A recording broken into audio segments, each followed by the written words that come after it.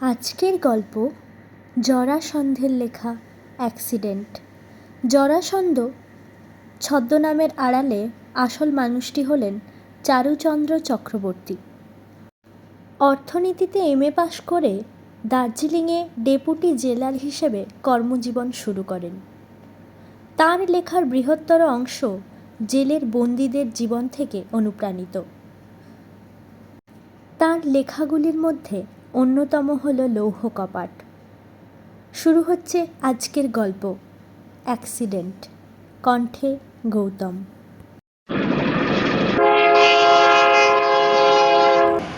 Down Mathura express ঘন্টা চারেক late. Howrah পৌঁছবার কথা ভোরবেলা। ব্যান্ডেল আসতেই বাজল 9টা। কাগজওয়ালারা হেঁকে যাচ্ছিল। একখানা বাংলা কাগজ কিনলাম। ফাঁজ খুলে চোখ বুলিয়ে যাচ্ছে। হঠাৎ নিজের নামটা চোখে পড়তে থেমে যেতে হলো। পড়ে দেখলাম কাল রাত্রে আমার মৃত্যু হয়েছে। চশমাটা বেশ করে মুছে নিয়ে আরও একবার পড়লাম। না, ভুল করিনি। নিজস্ব সংবাদদাতা জানাচ্ছেন, হাটখোলা নিবাসী বিখ্যাত বস্ত্র ব্যবসায়ী শ্রী গোলকচন্দ্র সান্যাল গত রাত্রে মথুরা এক্সপ্রেস যোগে কলিকাতা আসিতেছিলেন। পথিমধ্যে ট্রেন হইতে পড়িয়া তিনি তৎক্ষণাৎ মৃত্যুমুখে পতিত হইয়াছেন। তাহার আত্মার সদ্গতি হোক। বর্ণনা নির্ভুল। আমারই নাম গোলক সান্যাল, নিবাসও হাটখোলা। বস্ত্র ব্যবসায় কিছুদিন হলো তো বিখ্যাত হয়েছি, সে কথাও তো ঠিক। যে রাস্তা ধরে বিখ্যাত হয়েছি সেটা ঠিক সাদা রাস্তা নয়। সেই জন্যই বোধহয় সম্পাদক মহাশয় আমার আত্মার সদ্গতি কামনা করেছেন। প্রথমটা বেশ মজা লাগলো। মন্দ কি, নিজের মৃত্যু সংবাদ নিজেই পড়ছি। সে সুযোগ কজন পায়। হঠাৎ গায়ে কাঁটা দিয়ে উঠল। খবরটা সত্যি নয় তো? রাত্রে অনেকক্ষণ ঘুমিয়েছি। কে জানে তখন যদি দেহান্তর হয়ে গিয়ে থাকে। এই যে আমি শ্রী গোলক সান্যাল মথুরা এক্সপ্রেসের একখানা ক্লাস 2 কামরায় বসে কাগজ পড়ছি, এ হয়তো ঠিক কালকের আমি নই। নাড়ি দেখল ঠিকই আছে, নিঃশ্বাস তাও তো বইছে। হাতে চিমটি কেটে দেখলাম রীতিমতো লাগছে। গাড়িতে রোদ এসে পড়ছিল। তাড়াতাড়ি উঠে গিয়ে সেখানে দাঁড়ালাম। হ্যাঁ, ছায়াও পড়ছে। তবে পাশের বেঞ্চিতে যে ভদ্রলোক ছিলেন বোধহয় আমাকে লক্ষ্য করছিলেন। বললেন, কি ব্যাপার, আপনাকে যেন কেমন একটু চঞ্চল চঞ্চল মনে হচ্ছে। বসে পড়ে বললুম, আরে না না, ও কিছু না। অন্য লোককে কেমন করেই বলি যে আমি মরে গেছি, আর খবরের কাগজে বেরিয়েছে সেই খবর। মনে পড়ল অনেক দিন আগে থিয়েটার দেখতে গিয়েছিল কি এক যাদব চক্রবর্তী, বিজয় কৃপণ। বাড়ির লোকে রটিয়ে দিল তিনি মারা গেছেন। বেচারি যত বলে, আরে এই তো আমি দিব্যি বেশ বেঁচে আছি, কেউ স্বীকার করে না। আমার কি সেই দশা হলো? কিন্তু আমি তো কৃপণ নই। এই সেদিনও পাড়ার শখের থিয়েটারে 200 টাকা দিয়েছি। গিন্নির হাতে ভারী আর্মলেট। হরিভক্তি প্রদায়নী সভায় খোলের দাম বলে 50 টাকা নিয়ে গেছে আমার কাছ থেকে। না না না, আমি ওই 2 নম্বরই যাদব চক্রবর্তী হতে রাজি নই। এসবই ওই কাগজওয়ালাদের ধাপ্পা। বেটাদের নিশ্চয়ই কোনো বদ মতলব আছে। আমিও দেখে নেব। আমার নাম গোলক সান্যাল। হাওড়া পৌঁছে আর বাড়ি যাওয়া হলো। একটা ট্যাক্সি নিয়ে সোজা ছুটলুম সেই কাগজওয়ালার অফিসে। একটা প্রকাণ্ড টেবিল, পুরনো বানোতে মোড়া, জায়গায় জায়গায় কালির দাগ, মাঝে মাঝে ছেঁড়া, একরাশ কাগজপত্র তার উপরে ছড়ানো। একদিকে চেয়ারে বসে যে ভদ্রলোক এক মনে লিখে চলছে, তার মুখে দেখলুম খোঁচা খোঁচা দাড়ি, চোখে পুরু কাঁচের চশমা। আমার দিকে একবার চোখ তুলে বললেন, বসুন, বলেই আবার ডুবে গেলেন লেখার মধ্যে। খানিকক্ষণ বসে থেকে বললাম, আপনি কি সম্পাদক? সহকারী সম্পাদক। আচ্ছা, আপনাদের আসল ব্যাপারটা কি বলুন তো? এবার তিনি চোখ তুললেন। কাগজখানা তার সামনে ফেলে দিয়ে বললাম, এসব হচ্ছেটা কি? একটা জ্যান্ত মানুষকে মরা বানিয়ে আপনারা কি কাজ হাসিল করতে চান? সহকারী সম্পাদকের নিচের ঠোঁট ঝুলে পড়ে হাঁটা বড় হয়ে গেল। মোটা চশমার আড়ালে চোখ দুটো ঘোলাটে হয়ে উঠল। ব্যাপারটা বুঝিয়ে দিলাম। মুচকি হেসে মিহি গলায় বললেন, দেখুন, প্রথমত আপনি যে গোলক স্যান্যাল, সে কথা এখনো প্রমাণ হয়নি। দ্বিতীয়ত দেখতে হবে আমাদের সংবাদদাতা এই খবরটা কোত্থেকে পেয়েছে। তৃতীয়ত, বাধা দিয়ে বললাম, থাক থাক, আর তৃতীয়তে দরকার নেই।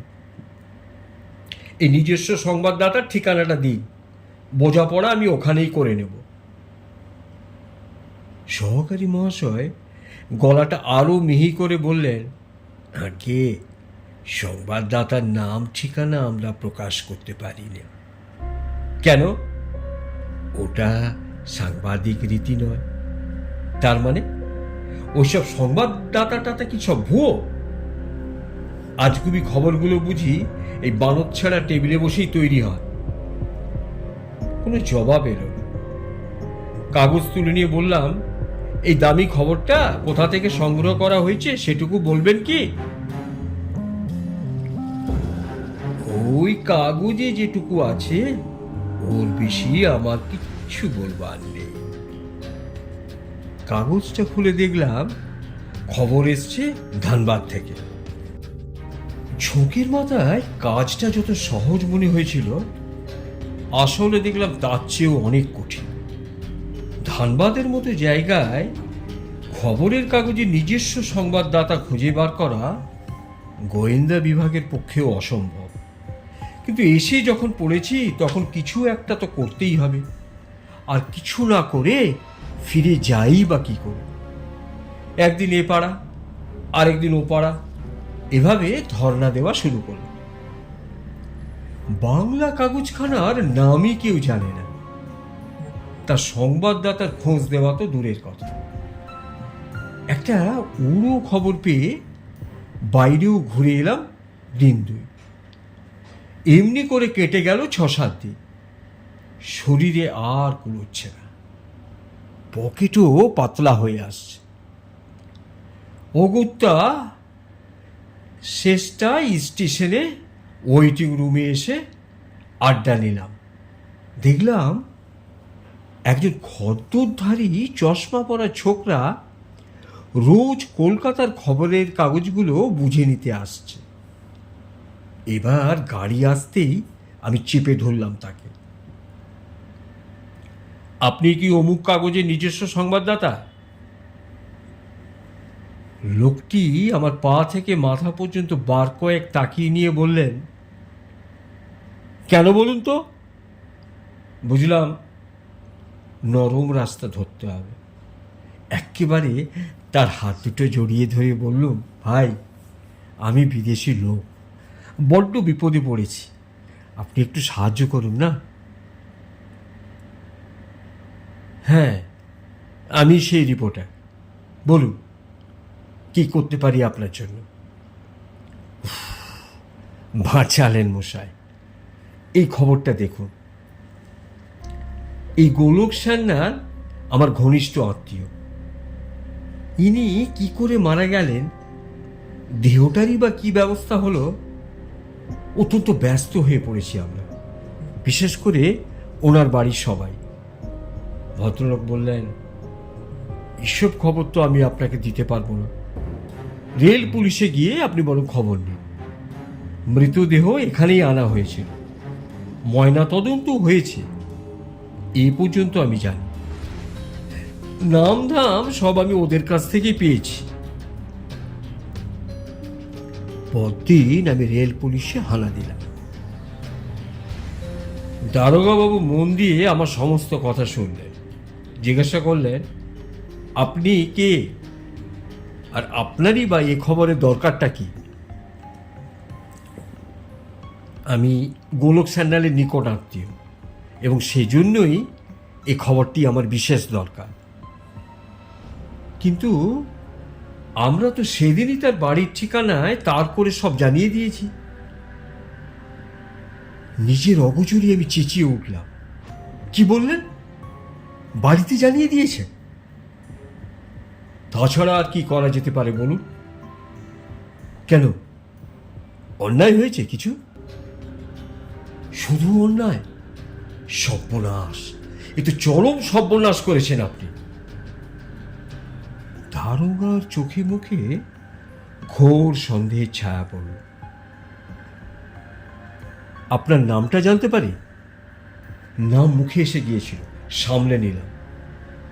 সত্য পরিচয় দিয়ে লাভ হতো না, বিশ্বাস করবেন। বললুম, নাম নিয়ে কি হবে আপনার? জানতে ইচ্ছে হয় বই কি। নতুন আলাপ হলো, হঠাৎ যা মনে এলো বলে ফেলল। বললুম, আমার নাম গোবিন্দলাল সামন্ত। দারোগাবাবু হেসে বললেন, দেখুন বাবু সাহেব, আমরা পুলিশের লোক, বুদ্ধিশুদ্ধি কম, কিন্তু যতটা কম আপনারা মনে করেন ঠিক ততটা না। স্যান্ডালের আত্মীয় হতে হলে আর যাই হোক সামন্ত হওয়া চলে না। নামটা বদলে নিন, নইলে অনেক ফ্যাসাদ। জানেন তো, আমরা পুলিশের লোক।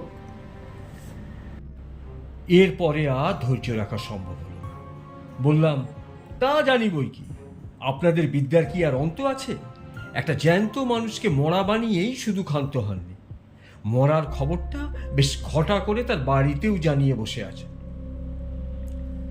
দারোগাবাবু এবার চটলেন, রুক্ষভাবে বললেন, এসব আপনি কি বলছেন? উঠে দাঁড়িয়ে বললাম, ঠিকই বলছি। আমার আসল নামটা শুনলে আপনি বিশ্বাস করবেন? যে লোকটাকে নিয়ে আপনারা এত কাণ্ড করেছেন, আমি সেই গোলক সান্যাল। চলে যাচ্ছে না। দারোগাবাবু হো হো করে হেসে উঠলেন, তারপর বললেন, দাঁড়ান দাঁড়ান দাঁড়ান, এত কাণ্ডের পর কি আপনাকে আর ছেড়ে দেওয়া যায়? এটা তো মোটেই একটা সাধারণ অ্যাক্সিডেন্ট নয়, এর মধ্যে তো রহস্য আছে। এই, কোন হ্যাঁ ওয়া পে, আ যাও। একজন সিপাহী ছুটে এলো। দারোগা হুকুম দিলেন, ইসকো হাজত মে লে যাও। আমার দিকে তাকিয়ে বললেন, আপনাকে গ্রেপ্তার করা হলো, কিছু মনে করবেন না, কাল আবার দেখা হবে, নমস্কার। আচ্ছা, ফ্যাসাদে পড়া গেল দেখছি। না হয় ছেপে ছিল একটা মৃত্যু সংবাদ, সত্যি সত্যি তো আর মরিনি, শুধু কাগজে কলমে মরা, কোনো ক্ষতি ছিল না।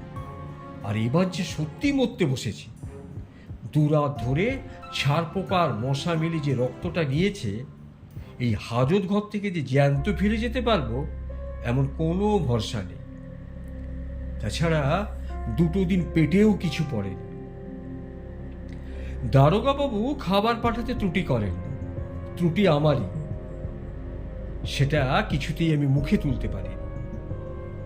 ছেঁড়া কম্বলের উপরে একরকম অসাড় হয়ে পড়েছিল। একটি পুলিশ এসে বলল আমাকে, চলো, এবার তোমাকে জেলে যেতে হবে। যেখানেই হোক যাবার জন্য মনটা অত্যন্ত ছটফট করছিল। বললুম, বেশ চল, জেলেই চল। রাস্তা দিয়ে চলছি, হাতে হাত করা, কোমরে দড়ি, তারই একটা দিক পুলিশের হাতে। সবাই তাকিয়ে দেখছে, কেউ আবার দাঁত দেখিয়ে হাসছে। দুবার থেকে কানে আসছে, চোট্টা है চোট্টা চোট্টা, एक नाम करा পকেট মার है না? কিরকম ডাকাত ডাকাত দেখতে লাগছে না? কত কথা। দুঃখে চোখে জল এসে পড়ল খানিকটা। পাশ দিয়ে একখানা গাড়ি যাচ্ছিল। যে লোকটি ভিতরে বসে মনে হলো খুব চেনা চেনা মুখ, সেও ঝুঁকে পড়ে দেখলো আমার দিকে। মুখ ফুরিয়ে নিলাম, কিন্তু তার চোখ এড়ানো গেল না। এই রোকো রোকো রোকো রোকো। গাড়ি থামিয়ে ভদ্রলোক আমার পাশে এসে দাঁড়ালেন। ধানবাদের কয়লা খনির মালিক বংশীপ্রসাদ, আমার অনেক দিনের পুরনো বন্ধু। চোখের জল এবারে আর বাঁধ মারল না, অঝরির ধারায় ঝরে পড়তে লাগল। ব্যাপার কি সারিয়াল বাবু? ব্যাপার বলবার মতো অবস্থা তখন আমার নয়। বংশীপ্রসাদের গাড়িতে থানায় ফিরে এলাম। খানিকটা সামলে নিয়ে মোটামুটি ঘটনাটা খুলে বলল। বংশী গম্ভীর হয়ে বেরিয়ে গেল। আর কিছুক্ষণ পরেই সেই দারোগাটি ছুটতে ছুটতে এলেন। একগাল হেসে, এক রাস ক্ষমা চেয়ে, এক বোঝা বিনয় দেখিয়ে এমন আদর আপ্যায়ন শুরু করলেন যে আমার কেবলই মনে হতে লাগলো যে আমি কখন এর হাত থেকে রেহাই পাব। অবশ্যই দেরি হলো না। বংশীর বাড়িতে যেতে হলো তার গাড়িতে করে। সেখান থেকে কিছু মুখে দিয়ে সোজা স্টেশনে। তীর বেগে ট্যাক্সি ছুটছে। বাড়ির কাছে এসে কীর্তনের একটা সুর কানে মনে হলো যেন আমার বাড়ি থেকে কীর্তনটা আসছে। মনটা বিষিয়ে উঠল। ফুর্তি করবার আর সময় পেল না বাবাজিরা, কুলাঙ্গার কোথাকার। গেটে গাড়ি থামল। এ কি, এত লোকজন কিসে? দুধারে কলা গাছ, আগাগোড়া গেটটা ফুল আর লতাপাতা দিয়ে সাজানো। বাড়ি ভুল করলাম না তো? না। ভেতরে ঢুকে যা দেখলাম একেবারে চক্ষুস্থির। সামনের মাঠটার প্রায় সবখানি জুড়ে জমকালো চাঁদোয়া খাটানো। তার নিচে একেবারে রাজসূয় যজ্ঞের আয়োজন। মেহগিনির খাট, তার উপর দামি বিছানা, চৌকি, আসন, বোঝা বোঝা বাসনপত্র, রূপোর সেট, কাঁসার সেট, ছাতা, জুতো, কার্পেট, শতরঞ্জি, কত কি। হঠাৎ চোখে পড়ল তারই মধ্যে বসে আমার বড় শ্রীমান, মাথা কামানো, গলায় উত্তরীয়, পাশে পুরোহিত। এবার আর বুঝতে বাকি রইল না যে এটাই হচ্ছে আমার শ্রাদ্ধ বছর। শ্রাদ্ধ হচ্ছে আমারই। ছেলেরা বেশ ঘটা করেই করছে, যেমনটা হয়ে থাকে অন্য 5 জন বড় লোকের বেলায়। কীর্তন আগেই থেমে গিয়েছিল। যে যেখানে ছিল সবাই পাথর হয়ে গেছে। ছেলেটা উঠে দাঁড়িয়ে ঠক ঠক ঠক ঠক করে কাঁপতে লাগল। পুরুত ঠাকুর তার হাতে এক কুশি জল দিয়ে বললেন, ভীত হয়েও না বৎস, নিশ্চয়ই আমাদের অনুষ্ঠানে কোনো গুরুতর ত্রুটি হইয়াছে। তোমার স্বর্গত পিতার প্রেতাত্মা কুপিত হয়েছে। এই জল সিঞ্চন কর, বলো সত্তা পিত্তা সুখী ভাব। হঠাৎ আমার মাথায় খুন চেপে গেল। প্রেতাত্মা! লাথির পর লাথি মেরে সব একাকার করে দিল। প্রেতাত্মা না, প্রেতাত্মা! হঠাৎ হঠাৎ সব হঠাৎ। চারিদিকে একটা হুলুস থুলুস পড়ে গেল। দেখতে দেখতে ফাঁকা হয়ে গেল অত বড় শ্রাদ্ধ বাসর। বাড়ির ভেতর ঢুকে দেখলুম সে আরেক কাণ্ড। হল ঘরের মেঝের উপর গিন্নি পড়ে আছে, পরনে সাদা থান, গয়না নেই, পুরোপুরি বিধবার বেশ।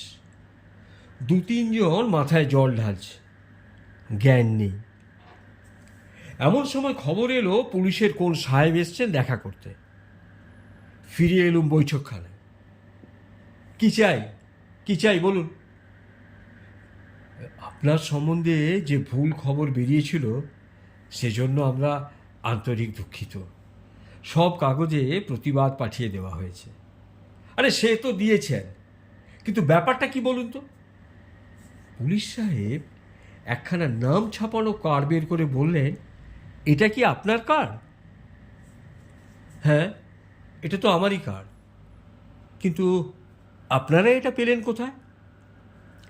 22 তারিখ ডাউন মথুরা এক্সপ্রেস থেকে নামতে গিয়ে একজন লোক হঠাৎ পড়ে মারা যান। তার মানিব্যাগে নাম ঠিকানা লেখা এই কারখানা ছিল। ও হো, সেই মারোয়ারি ভদ্রলোক। এলাহাবাদে তার সঙ্গে আলাপ আমার ঠিকানা জানতে চেয়েছিল। একখানা কার্ড দিলাম, মানিব্যাগেই যেন রাখলাম মনে হলো। আহা, লোকটা মারা গেছে? আগে হ্যাঁ। আর তারপর কার্ড দেখেই বুঝি আপনারা আমার মরার খবরটা চারিদিকে ঢাক পিটিয়ে জানিয়ে দিয়েছে। পুলিশ সাহেব কথা বললেন না। জিজ্ঞাসা করলাম, ভুলটা ধরা পড়ল কি করে? ময়না তদন্ত ডাক্তারের সন্দেহ হলো মৃত ব্যক্তি বোধহয় মারোয়ারি। আরও তদন্ত চলল। তারপর ধানবাদ থানায়। হ্যাঁ, তার সাক্ষী তো আমি নিজেই। কিন্তু এই ভুলটা আগে জানতে পারলে নিজের শ্রাদ্ধটা নিজের চোখে দেখতে হতো না, আর এতগুলো টাকার শ্রাদ্ধ এড়ানো যেত। শেষ হলো আজকের গল্প অ্যাক্সিডেন্ট। গল্পটি ভালো লাগলে লাইক, শেয়ার ও সাবস্ক্রাইব করে চ্যানেলটির পাশে থাকবেন।